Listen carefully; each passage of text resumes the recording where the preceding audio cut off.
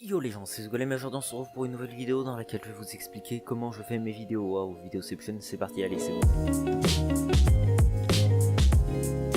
Bon, alors première chose, oui, déjà j'ai changé mon intro, effectivement. C'était parce que j'avais envie de changer, pas du tout parce que j'étais obligé de faire cette vidéo sur mon PC portable et que j'ai oublié de copier le fichier de l'intro sur mon PC portable. C'est totalement faux, hein. Bon, en tout cas dans cette vidéo, je vais vous apprendre comment je fais mes vidéos. Comme ça, si vous avez envie de faire des vidéos vous aussi, vous pouvez vous inspirer de ce que je fais moi. Donc la première étape pour faire une vidéo, c'est l'enregistrement du challenge ou du code que je vais présenter dans la vidéo.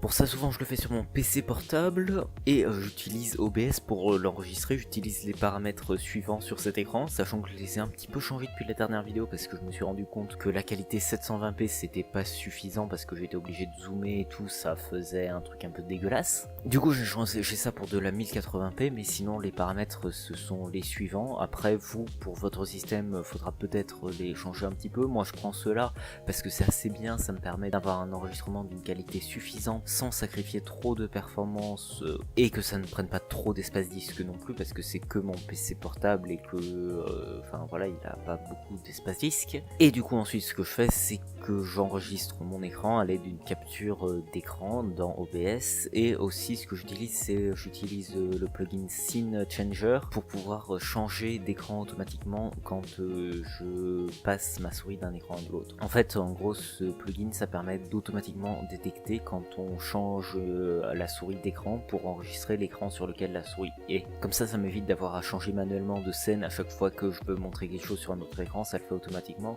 et comme ça je peux limite oublier que je suis en train d'enregistrer pendant que je suis en train de faire le challenge ou de coder, et c'est quand même beaucoup mieux. Donc ensuite, une fois que j'ai un code, un challenge de fait ou un truc comme ça qui me paraît intéressant d'en faire une vidéo, je vais préparer l'audio de la vidéo. Donc pour ça, ce que je vais faire, c'est que je vais utiliser ma tablette graphique.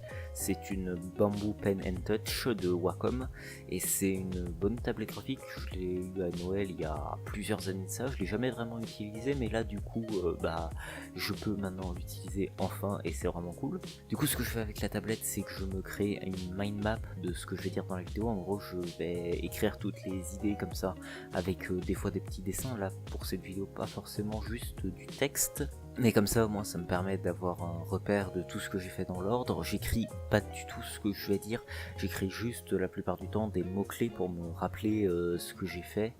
Et vu que c'est moi qui l'ai fait, je sais exactement ce que j'avais pensé et fait à ce moment-là. Du coup j'explique ensuite comme ça, sans script ni rien. Je préfère le faire sans script, comme ça me permet d'avoir une voix plus fluide et plus normale, on va dire, que quand j'ai un script, ma voix ne donne pas vraiment super bien. J'ai déjà fait quelques vidéos avec des scripts, mais j'aime pas trop le principe, c'est pas ce qui me convient le mieux. Ensuite, du coup, ce que je fais, c'est que j'enregistre ma voix à l'aide du logiciel Audacity. Je mets donc Audacity sur un écran et mes notes sur l'autre écran, et comme ça, je regarde mes notes tout en enregistrant, et je suis comme ça, et je ne perds pas le fil au moins. Ensuite, une fois que j'ai l'audio et tous mes enregistrements, on va commencer la partie montage. Donc pour le montage, j'utilise Adobe Premiere Pro, qui est pour moi le meilleur logiciel de montage. Donc ce que je fais, c'est que j'importe mon enregistrement audio dans le projet déjà, et je commence toujours par monter l'audio, c'est-à-dire couper tous les blancs et couper tout ce qui est inutile, les parties où je me suis répété, ce genre de choses. Et puis une fois que j'ai fait ça, ça me prend plus ou moins 1 heure à faire ça. Une fois que j'ai fait ça, je vais commencer par repartir depuis le début et réécouter l'audio pour voir de quoi je parle, et ensuite d'aller chercher les illustrations qui vont. Pour ça, soit je vais utiliser mon enregistrement que j'ai fait pendant que je faisais le challenge ou pendant que je codais, soit je vais faire un nouvel enregistrement au moment de faire le montage pour avoir un enregistrement plus propre et de meilleure qualité. Dans ma dernière vidéo, j'ai pas beaucoup utilisé d'enregistrement que j'avais refait après coup, et j'aurais dû en utiliser plus d'ailleurs parce que la qualité était pas très top, mais j'en utiliserai plus à partir de maintenant parce que le problème avec cette vidéo, c'est que j'étais en train d'enregistrer tout ce que je faisais avec OBS en même temps pendant que je faisais le montage, et du coup ça faisait que d'avoir 2 enregistrements en même temps, mon PC portable il aimait pas trop, du coup j'ai évité. Mais du coup c'est ce que je fais, je re-regarde mes enregistrements vidéo et je rejoue certaines parties s'il y a besoin, sinon je mets directement l'enregistrement que j'avais fait au moment de coder ou de faire le challenge. Et ensuite s'il y a besoin d'annoter quelque chose à l'écran, je vais utiliser Photoshop et ma tablette graphique encore une fois. Donc ce que je vais faire c'est que je vais prendre un instantané de la vidéo, je vais le mettre sur la timeline juste après les vidéos qu'il y avait déjà. Et ensuite je vais faire clic droit modifier dans Photoshop, comme ça va l'ouvrir dans Photoshop. Et ensuite ce que je vais faire c'est que je mets l'image en plein écran, puis j'utilise OBS, cette fois-ci réglé en haute qualité, pour enregistrer tout mon écran et enregistrer du coup moi en train de dessiner un overlay par-dessus l'image. Donc ça prend un peu plus de temps de faire ça que de rajouter par exemple juste un carré sur l'image, mais je trouve que ça rend la vidéo un peu plus vivante. Et puis comme ça je peux faire aussi des petits dessins explicatifs comme j'ai fait sur les regex dans la dernière vidéo, et j'aime plutôt bien faire ça, du coup c'est bien. Ensuite je répète cette procédure sur toute la longueur de la vidéo, et une fois que je suis arrivé au bout de la vidéo, je re-regarde la vidéo depuis le début pour vérifier qu'il n'y ait pas d'erreur, et s'il n'y a pas d'erreur je l'exporte. Pour l'exportation j'utilise l'encodeur HVanc, c'est l'encodeur H265, et ça permet d'avoir une très bonne qualité de vidéo et de réduire beaucoup la taille des fichiers de la vidéo.